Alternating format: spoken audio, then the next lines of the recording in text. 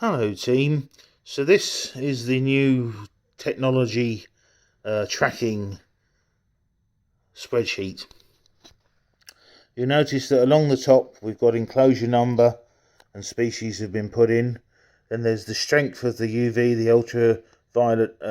ultraviolet radiation to the strength of the UVB that's required for synthesizing of vitamin D and calcium along there. Might even name what type of UV that's being used.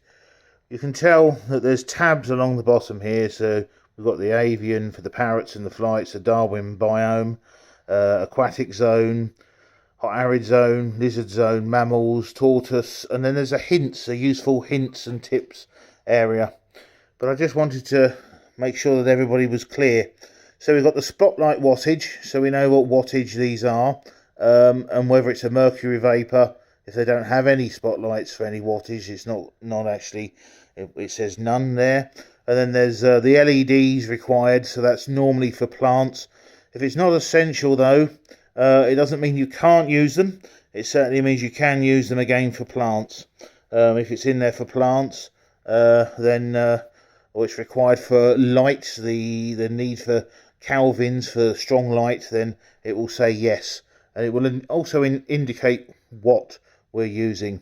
So if there's thermostats that are being used, what make, this currently has a microclimate box that's being used in the lorikeets. That's the production of heat and thermostats. And we've even added wood shavings, so we all know what type of wood shavings or what type of substrates we should be using. And then there's under the brown, there's the comments box.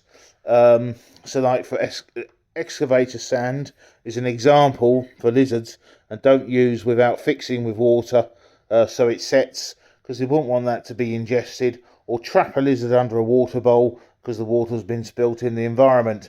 Here for birds, it's got heat source from microclimate box thermostats, so we know where the heat's coming from. And some of the parrots have got portable mercury vapor bulbs, which are UVB, and there for the birds. So if we go on to hints and tips, what we've got is the place where the enclosure is with its number. It may have species as well. Chloe was really supportive for getting all this completed. If the species needs UVB, what strength? So it's all highlighted in case you use it with students or need to remind yourselves. And then we're looking at power of spot lamp is vital for heat and this of the wattage. And then it gives examples of different wattage and what lights we use. And whether there's heat produced, like the LED spot lamp has no heat produced. Then you've got your halogen, your infrared bar type, which we use on the tortoise pen for the sulcatas. And then there's the heat projector that only gives heat and no light is given. It's not a UVB or UVA, it's purely just infrared heat. And then if there's live plants in this enclosure, then basically the answer is yes, LEDs are normally supportive. But some of the UVB bulbs will still support plants because they're very strong light levels, and that is utilised in some, and that will mention that. Here we've got what type of thermostat or coolstat or brand we're actually using.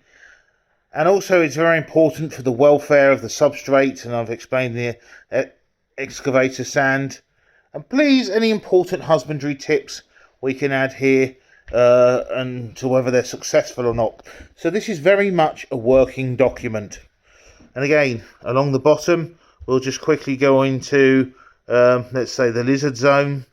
So up comes the lizard zone, and there's the enclosure numbers, there's the species, the required temperature, what type of UV required, what type of humidity required, the UVB strengths that we use, what spotlights we use.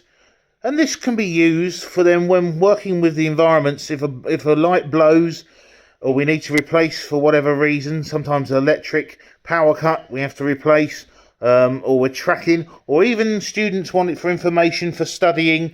It's a real useful working document with any of the technological equipment, particularly lights and heating, with all the zones. I say there is one down here for mammals. Quickly tap on mammals. He says, just going to break away from that. where's mammal? There's mammals. So even the tenrics, bush babies, marmosets and pygmy hedgehogs, if they've got heating, that's mentioned. Strength of UV, if it's a day and night reverse, and where it's used and how it's used. And we will develop this where we're going to put the user guides on here as well. So the user guide for mercury vapor lamps will go on, the user guide for the reverse night, and then there's lovely brand new luminaire systems that that are going into the industry now, and I'm sure we'll start utilising those, and they'll be requested so we can get the right photo periods, etc. I hope that helps, folks, because this is a really important document, avoiding potential, fatal issues with animals and providing the best husbandry possible.